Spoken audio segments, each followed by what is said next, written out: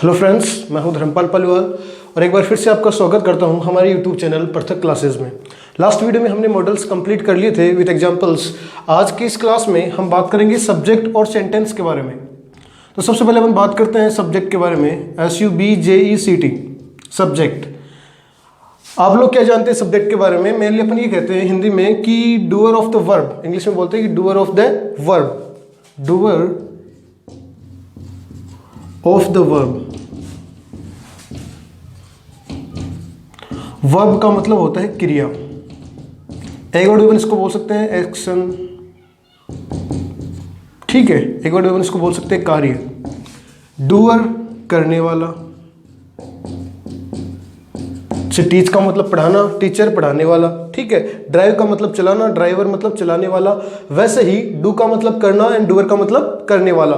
तो वर्ब यानी क्रिया, एक्शन, कार्य जो भी होता है उसको करने वाला, उसको अपन क्या बोलते हैं? सब्जेक्ट। कोई भी एक नॉर्मल जो सेंटेंस होता है उसमें कोई ना कोई काम जरूर हो रहा होता है। अपन कुछ भी बोलते हैं कि मैं खाता हूँ, पीता हूँ, सोता हूँ, उठता हूँ, जागता हूँ, भागता हूँ, कुछ भी अपन कर रहे हैं तो उससे काम, जो भी सेंटेंस में जो भी वर्क हो रहा है उस वर्क को करने वाला, doer of the verb is called subject. उसको अपन क्या बोलते हैं? सब्जेक्ट बोलते हैं। अब अगर बात करें इंग्लिश में तो पर्टिकुलरली इंग्लिश में सब्जेक्ट होते हैं 7। I, we, you, they, he, she and it। ये पर्टिकुलर अपने सब्जेक्ट है इंग्लिश में। I, we, you, they, he, she and it। यहां पर I का मतलब होता है मैं या मैंने, ठीक है। We का मतलब होता है हम या हमने। You का मतलब होता है तुम या तुमने। They का मतलब वे या उन्होंने। He का मतलब वह या उसने। She का मतलब भी वह या उसने। और इट का मतलब यह है या इसने। और नॉर्मली जो कि आपको पता ही है, ही और सी में डिफरेंस होता है। देखने में दोनों सेम लग रहे हैं, वह उसने वह उसने, लेकिन ये जो है वो फॉर बॉयज और ये फॉर गर्ल्स। गर्ल्स के लिए अपन सी का यूज करते हैं और बॉयज के लिए अपन ही का यूज करते हैं। अब यहाँ पे जो आपको ध्यान में रखना है, मैंने आपको ये बताया कि पर्टिकुलरली जो सब्जेक्ट है वो होते हैं 7, यानी कि I, we, you, they, he, she and it. बाकी किसी का भी आपको नाम दिया हुआ हो सकता है, राम, श्याम, मोहन, सोहन, गीता, ठीक है। तो वो भी सारे क्या होते हैं? सब्जेक्ट होते हैं। इनमें आपको एक चीज ध्यान रखनी है, वो ये कि टाइप जो सब्जेक्ट के वो होते हैं 2 टाइप। कितने होते हैं? 2 होते हैं। एक होता है सिंगुलर, एक होता है प्लूरल। सिंगुलर जिसको अपन हिंदी में बोल देते हैं एक वचन, एंड प्लूरल जिसको अपन हिंदी में क्या बोलते हैं? बहुवचन। अब जिसमें आपको एक चीज का जो ध्यान रखना है, जैसे कि अपन ने जो है हिंदी में ही पढ़ते हैं अपन नॉर्मली कि जब एक व्यक्ति काम कर रहा होता है तो वो एक वचन होता है, जब एक से ज्यादा हो जाए तो वो बहुवचन होता है। संस्कृत में एक वचन, 2 द्विवचन, बाकी वो बहुवचन ऐसे होता है, ठीक है। इंग्लिश में क्या होता है, ये रूल इन पर्टिकुलर सब्जेक्ट में काम नहीं करता। बाकी अलग जगह पे जो अगर एक व्यक्ति है तो वो सिंगुलर ही होता है, एक से ज्यादा तो वो प्लूरल है। लेकिन ये जो पर्टिकुलर सब्जेक्ट अपने पास में 7 I, we, you, they, he, she, जिनको कई नाम प्रोनाउंस करते हैं, तो I, we, you, they, he, she, इनमें जो स्टार्टिंग के 4 है I, we, you, they, ये होते हैं प्लूरल, ठीक है। और ये जो ही सीट है 3, ये 3 जो है वो अपने होते हैं सिंगुलर। ये आपको ध्यान में रखना है। ये अपने जो पर्टिकुलर सब्जेक्ट है I, we, you, they, he, she it, इनमें स्टार्टिंग के जो 4 है आई, वी, यू, दे, मैं, मैंने, हम, हमने, तुम, तुमने और वे, उन्होंने, ये होते हैं प्लूरल। और जो लास्ट के 3 है ही, सी, इट, वह उसने और यह इसने, ये क्या होता है? सिंगुलर होता है। एक नॉर्मल सी चीज आपको और बता देता हूँ कि इट का यूज है वो मेनली नॉन लिविंग थिंग्स और जानवरों के लिए अपन मेनली करते हैं, ठीक है।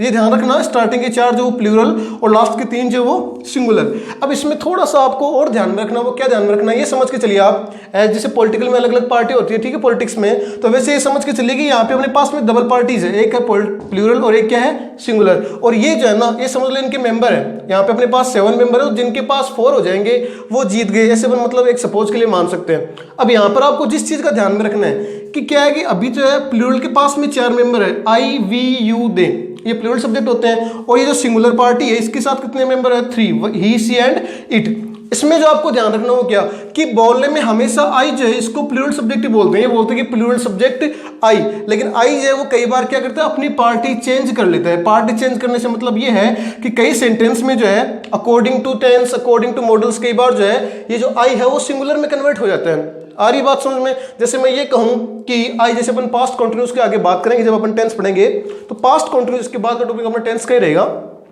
तो पास्ट कंटिन्यूअस टेंस की हेल्पिंग में वाज एंड वर होती है, जहां पे वाज जो है वो सिंगुलर सब्जेक्ट के साथ में लगती है और वर जो है वो प्लूरल सब्जेक्ट के साथ में, लेकिन वहां पर जो है आई के साथ में वाज लगेगा।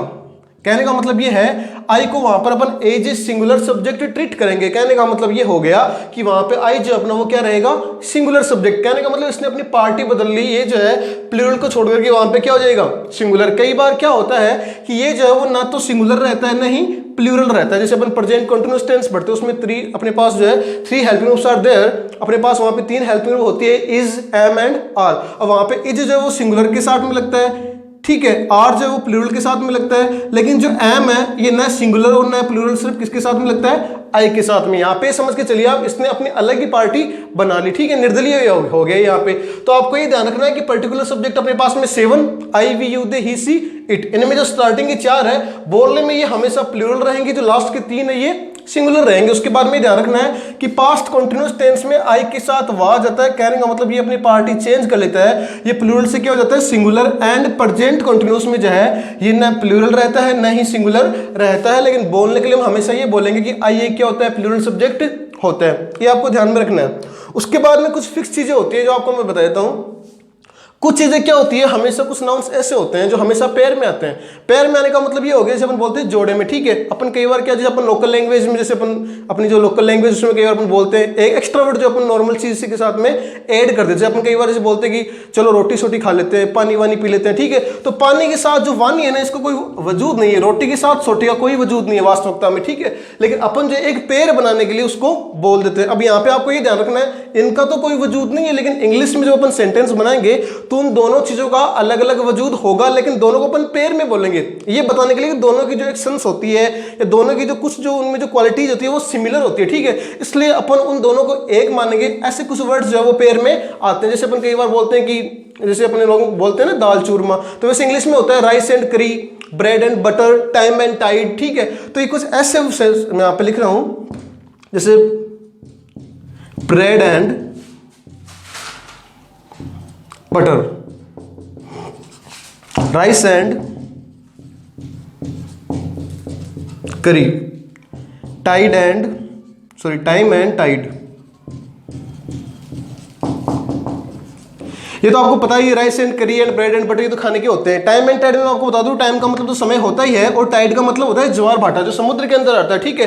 ऐसे कहते हैं कि ऐसे कहावत होती है कि time and tide waits for none, मतलब वो कभी भी किसी का इंतजार नहीं करते। तो यहाँ पे समय जो वो कभी किसी का इंतजार नहीं करते, ये तो फैक्ट है, ये तो एक कहावत है, ठीक है। लेकिन इसके साथ में ज्वार भाटा को इसलिए जोड़ा गया है क्योंकि ज्वार भाटा भी जो है वो मतलब कोई ग्रेविटी फोर्स होता है मून का, ठीक है, उसकी वजह से समुद्र में आता है। तो जब ये आता है तब ये भी किसी का वेट नहीं करता, दोनों के सिमिलर एक्सेल है, इसलिए दोनों को जो है यहाँ पे पेयर में रखा गया। और जब ये चीजें पेयर में होती है, अब जो मैं आपको मेन चीज आपको मैं बताना चाहता हूँ कि यहाँ पे इसको अपन सब्जेक्ट से कैसे रिलेट करेंगे। जब आपको ये सब्जेक्ट में से दिया हो ना, जैसे bread and butter eaten in the North India, आपको ऐसे दिया हो कि भाई नॉर्थ इंडिया में खाए जाते हैं, अब वहां पे आपको इजआरएम का यूज करना है। तो अकॉर्डिंग टू योर सब्जेक्ट आप यहाँ पे देख पा रहे हैं ब्रेड एंड बटर दोनों अलग अलग चीजें होती है, ठीक है। राइस एंड करी दोनों अलग अलग चीजें होती है, टाइम एंड टाइड दोनों अलग अलग चीजें, लेकिन क्योंकि यहाँ पे पेयर में है तो इनको अपन as a singular subject treat करेंगे।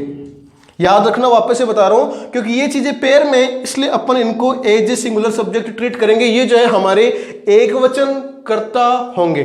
आगे बात समझ में, जब कोई भी नाउन जो है, अब आपको डबल नाउन दिए हुए, डबल सब्जेक्ट आपको दिए हुए हो और अगर वो पेयर में है तो वहां पे आपको सिंगुलर सब्जेक्ट सिंगुलर हेल्पिंग उनका आपको यूज करना है। ये जो है इनको आप as a singular subject treat करेंगे, इनका आपको ध्यान रखना। ऐसे रहेगा bread and butter is eaten, rice and curry is eaten, time and tide waits, wait के साथ अपन ने एस जोड़ा जो बताता है कि ये जो अपना सब्जेक्ट जो है वो क्या हो जाएगा, सिंगुलर हो जाएगा। उसके बाद में कुछ नाउन जो है वो ऐसे होते हैं कि वो होते तो एक ही है, होते तो कितने हैं वो, वन, ओनली वन होते हैं, लेकिन उनके पार्ट जो है वो डबल होते हैं। उनके पार्ट कितने होते हैं, डबल होते हैं। एक नाउन जिसके पार्ट कितने हो गए, डबल होते हैं, ठीक है। तो कुछ नाउन ऐसे जो होते एक है, उनके पार्ट हो जाएंगे डबल। जब ऐसी कंडीशन हो तो उसको अपन प्लूरल मानेंगे, हालांकि एक है लेकिन फिर भी उसको अपन क्या मानेंगे, प्लूरल।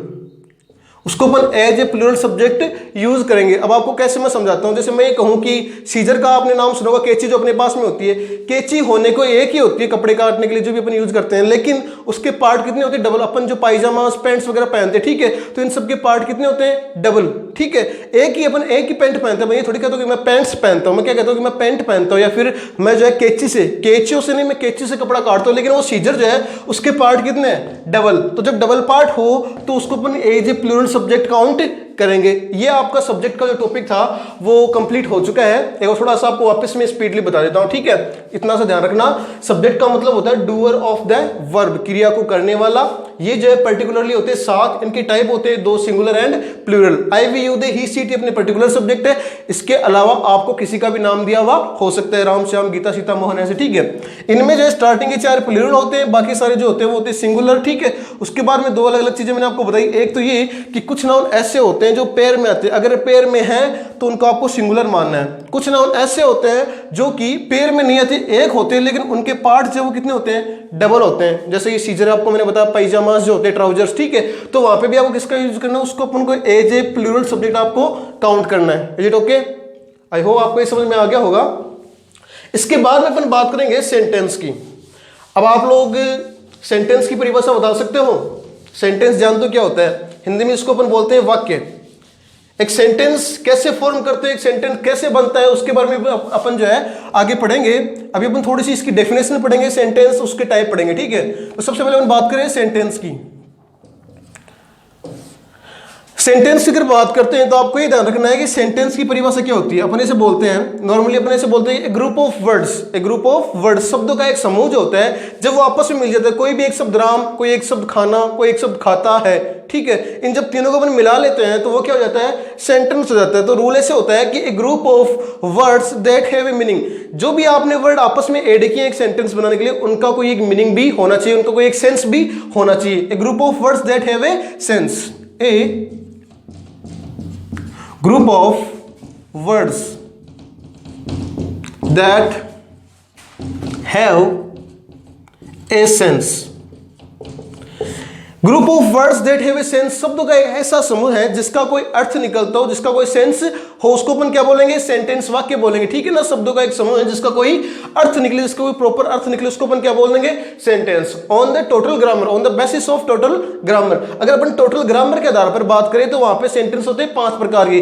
लेकिन क्योंकि इसके बाद अपना जो नेक्स्ट चैप्टर रहेगा वो रहेगा टेंस के बारे में, तो अकॉर्डिंग टू टेंस अपन को यहाँ पे पढ़ने हैं 4 टाइप से। कितने टाइप से पढ़ने हैं? वैसे तो ऑप्टेटिव अलग अलग प्रकार के होते हैं, लेकिन यहाँ पर अपन जो अभी सिर्फ 4 प्रकार के पढ़ेंगे। जब अपन on the basis of grammar पढ़ते हैं तो वहां पे एक प्रकार एक्स्ट्रा ऐड हो जाता है, इनमें भी जो है 1-2 मर्ज हो जाते हैं, ठीक है। वो अपन बाद में डिस्कस करेंगे। तो यहां पे भी आपको पढ़ना है, एक तो होता है अफर्मेटिव,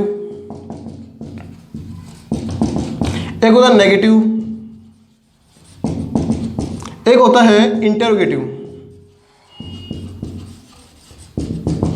और एक होता है नेगेटिव एंड इंटरोगेटिव, दोनों साथ में, ठीक है।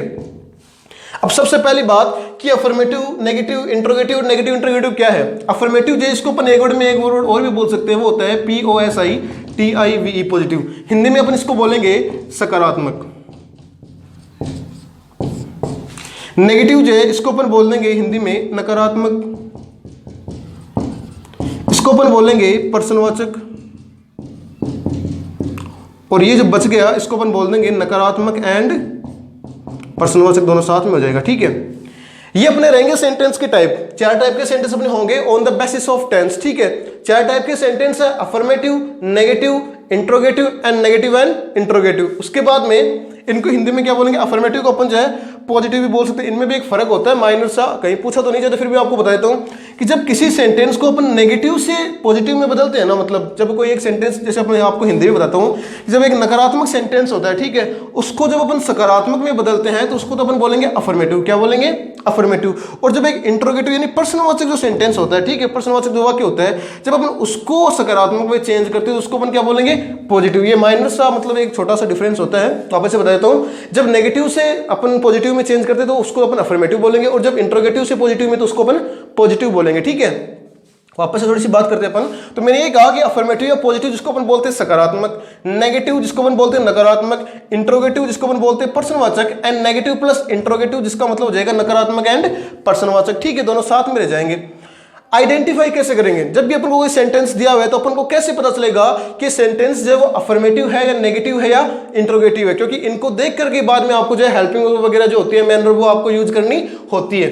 यहाँ पे आप कैसे पता लगाएंगे? जब सेंटेंस में आपको हिंदी के सेंटेंस में तो अगर आपको मिल जाए नहीं, या इंग्लिश के सेंटेंस में आपको क्या मिल जाए नॉट, तो वो जो है सेंटेंस वो आपका क्या हो जाएगा?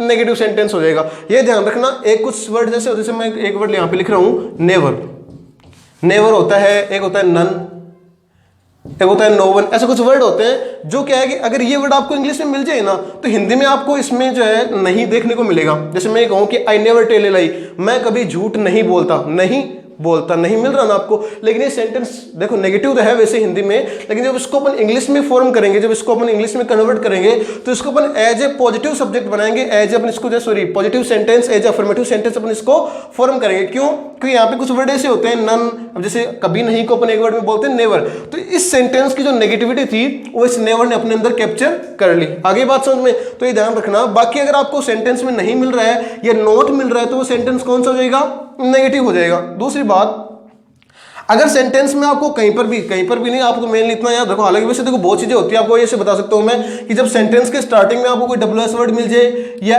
SV मिल जाए या ब्लैंक आपको मिल रहा है तो वो सेंटेंस कौन सा होता है? इंट्रोगेटिव। लेकिन कई बार अपनी ये डेफिनेशन वो थोड़ी सी फीकी पड़ जाती है, गलत हो जाती है। तो मेनली आपको ये ध्यान रखना है कि अगर eight the last of the sentence, sentence के सबसे अंत में अगर आपको क्वेश्चन मार्क मिल रहा है, if you are fine a question mark at the last of the sentence, it means your sentence is interrogative. अगर सेंटेंस के लास्ट में आपको क्वेश्चन मार्क मिल रहा है तो मतलब आपका जो सेंटेंस है वो क्या हो जाएगा? इंट्रोगेटिव हो जाएगा, प्रश्नवाचक हो जाएगा। अगर सेंटेंस में आपको नॉट और क्वेश्चन मार्क, नॉट और क्वेश्चन मार्क, नहीं और क्वेश्चन मार्क जब वो दोनों साथ में मिल जाए तो वो सेंटेंस अपने आप कौन सा हो जाएगा? Negative and interrogative. वापस से बता रहा हूं, अगर नॉट मिल गया, नहीं मिल गया तो हो जाएगा नेगेटिव, अगर आपको क्वेश्चन मार्क मिल गया तो हो जाएगा इंट्रोगेटिव, अगर नॉट और क्वेश्चन मार्क दोनों साथ में मिल गए तो वहां पे आपका हो जाएगा नेगेटिव एंड इंट्रोगेटिव। अगर नॉट और क्वेश्चन मार्क दोनों ही एब्सेंट हो, दोनों ही क्या हो? एब्सेंट हो, मतलब दोनों नहीं हो। मैं कहूं कि मैं खाता हूं, ठीक है, मैं खाना खाता हूं, मैं बाजार जाता हूं, इसमें ना तो नहीं है और नहीं लास्ट में क्वेश्चन मार्क, तो वो सेंटेंस कौन सा हो जाएगा? आपका अफर्मेटिव या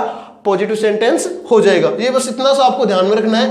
अगर ये आप टॉपिक क्लियर कर लेते हो दोनों के दोनों सब्जेक्ट और सेंटेंस, तो उसके बाद में आपको टेंस पढ़ने में बिल्कुल भी दिक्कत नहीं आएगी, ठीक है। आई होप आपको ये समझ में आया होगा। तो वीडियो को लाइक कीजिए, चैनल को सब्सक्राइब कीजिए और हमारे साथ लगातार बने रहिए। Thank you.